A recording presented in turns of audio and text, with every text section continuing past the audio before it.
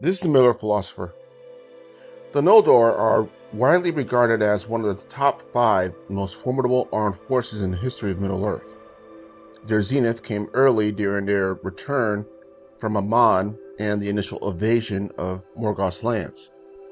Their power steadily declined, of course, over the ages. Even by the Third Age, though, they were still considered a force to be reckoned with. Yet, by the time of the War of the Ring, their presence on the battlefield had dwindled from mighty hosts to just 2 Noldorin Elves. This raises a compelling question. Had the Noldor not declined, could they have meaningfully participated during the War of the Ring? And for that matter, would it have made a difference? Oh shit, here we go again. Now, this isn't an alternate history video, but an analytical exploration.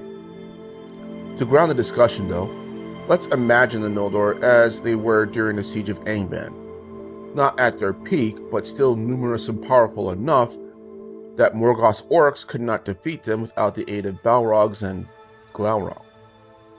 Crucially, this hypothetical force would also be less arrogant than their First Age predecessors, shaped instead by the humility and weariness by the time of the Third Age.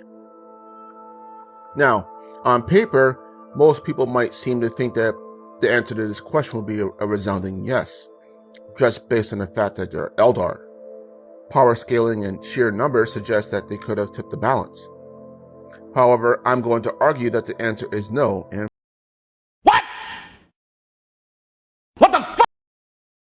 for 3 key reasons.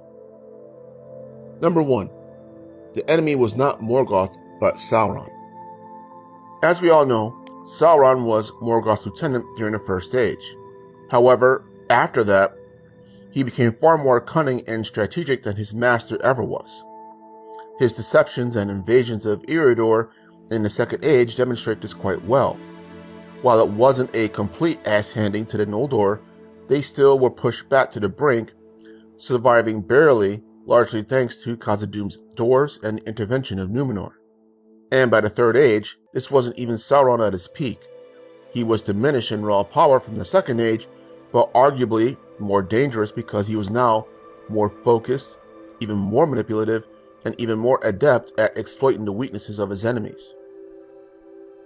Number 2, the world had changed. The First Age was spiritually vibrant, still echoing with the freshness of creation.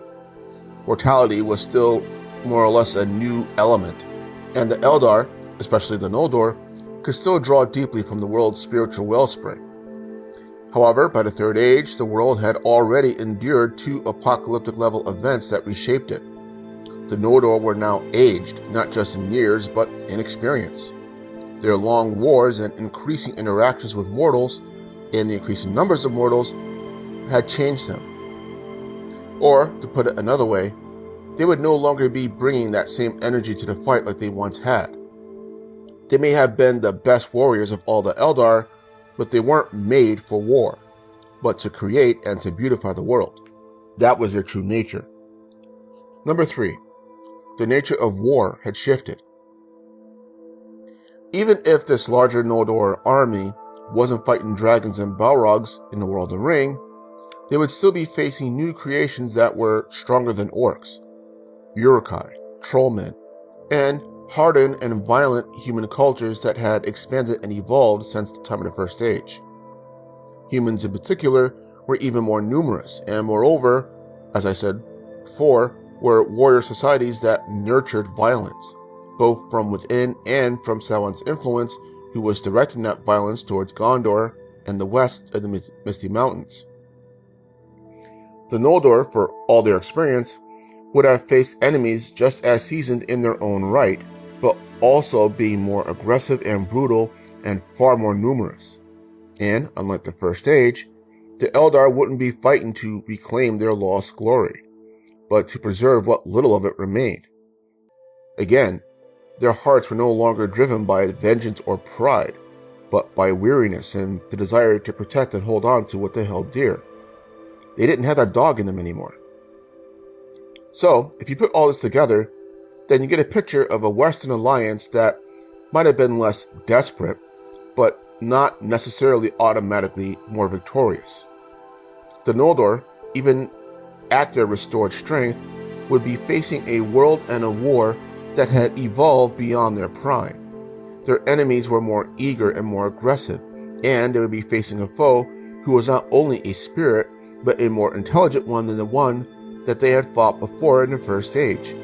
Even if he was less powerful, Sauron was much better at maneuvering world players and armies in the most effective way possible to further his own ends, far better than Morgoth ever was. Still, it's a romantic idea, with the Noldor riding once more out to war, a repeat of the glory days of their invasion of Morgoth's lands, as I said earlier.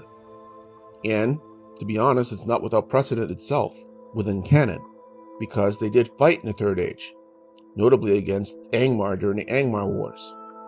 However, the board had changed, the players had changed, and the circumstances, both in the world and within themselves, had shifted so profoundly that victory would never have been an automatic guarantee.